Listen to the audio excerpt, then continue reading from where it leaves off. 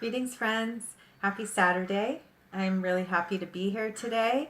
The message for today is inner truth. As soon as I started, I don't know if you can hear, but there is a crow cawing super insistently. And there's a message for all of us right now about connecting within to our own inner truth and to our inner magic.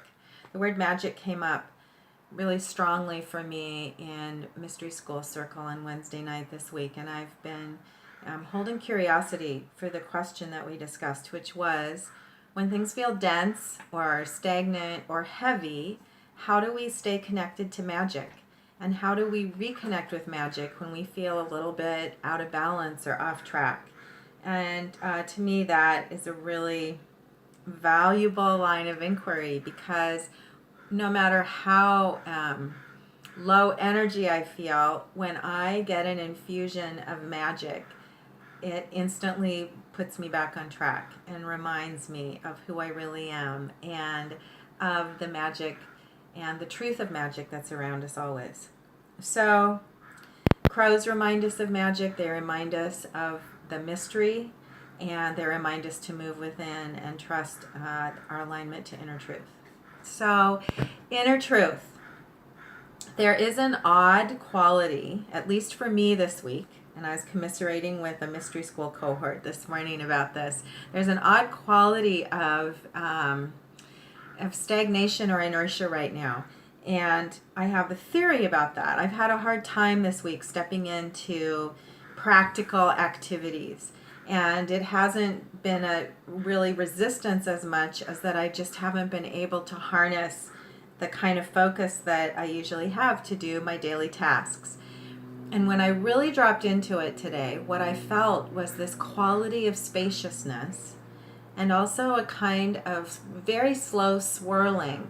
And my theory about this is that we are experiencing a buildup of energies in preparation for a huge release that begins tomorrow night.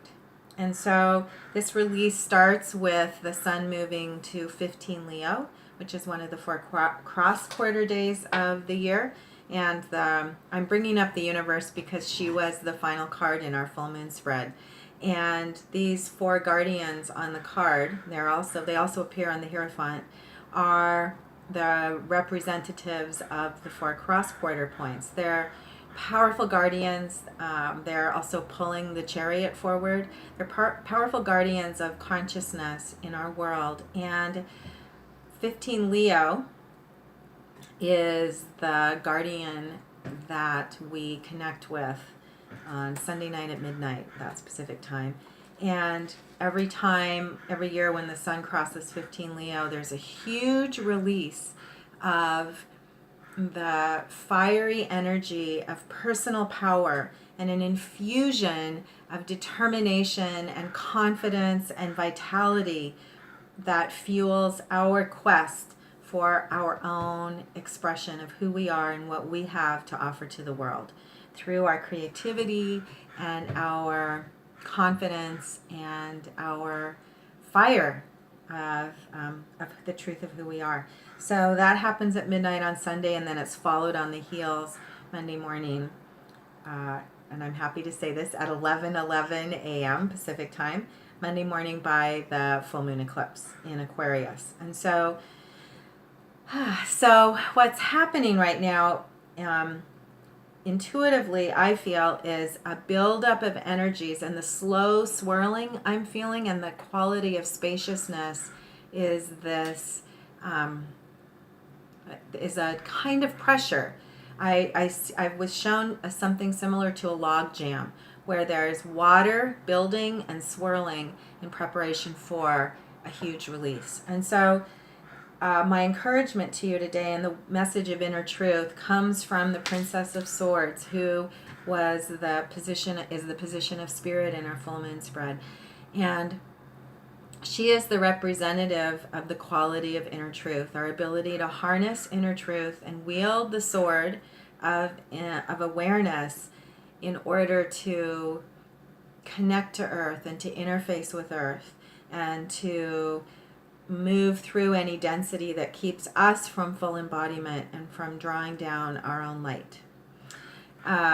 One of my favorite things to do when I pull spreads is connect with a text when I have the, one of my favorite aspects of magic of spreads is when I have the guidance to pull out a text and use it as an oracle for a message for a particular card. And so as I was meditating this morning on the Princess of Swords and the quality of inner truth and asking for support myself to come into practical alignment today so that I can be more embodied and be more grounded and follow through on the actions that are most fortunate for me today. As I was meditating with the Princess of Swords, I was shown to go to Pamela Eakin's book, which I love, Tarot of the Spirit, and to look up her passage on Princess of Swords. And so what I was drawn to immediately was the meditation and the poem. So I'm just going to read it to you because I found a lot of beauty here and a reminder of the mystery and magic into which we're stepping. And when we align with inner truth, even if things feel swirly or if things feel heavy or if things feel confusing or a bit surreal, which is certainly my experience right now, from the place of inner truth, we reconnect and know that all is well. So here's her meditation on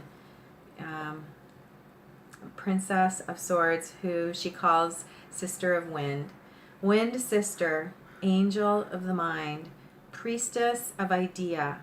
Wind Sister has earned her Athame, and the Athame is a traditional name for the ceremonial sword and power tool of the mind. Wind Sister has earned her Athame.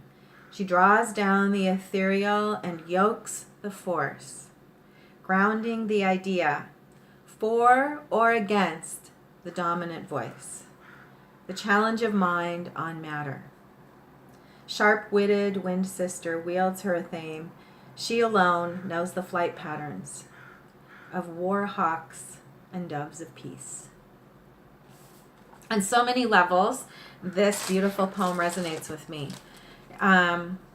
There's two things I want to bring forward that are really clear in alignment with the energy of the eclipse. And the first is wielding the sword in order to navigate alignment either for or against the dominant voice. This is one of the huge aspects of the new territory into which we're stepping, and the gift of the Aquarius moon is new clarity about our alignment with from inner truth and personal freedom, our alignment with what works and what doesn't work.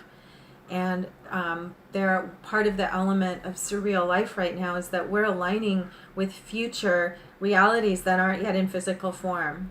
And at the same time, we need to ground into the material world in order to stay in our bodies. And so we're doing this dance of the dominant, whether what we're for and what we're against from our personal truth. And then the other piece I love is another aspect of this poem that I love is knowing the flight patterns of warhawks and doves of peace, which is another aspect of this understanding of the forces of clearing and breakdown and the forces of harmony and alignment. And this is a clear aspect of the illumination of Aquarius. Aquarius is sword of awareness and sword of light, and the planet Uranus, which helps us release what doesn't work and support the breakdown and the dismantling of old forms, and then connect with our intuition to our inner truth. So there is magic afoot, and in whatever way you're experiencing the surreal nature of these days leading up to the eclipse, I encourage you to talk to friends, connect within, trust your inner truth, and take care of yourself. Remember, Gibbous phase is all about self-care and alignment with appreciation in order to prepare for the infusion of light, which we will receive in short order. So have a great day. Have a great Saturday. I'll be in touch again tomorrow.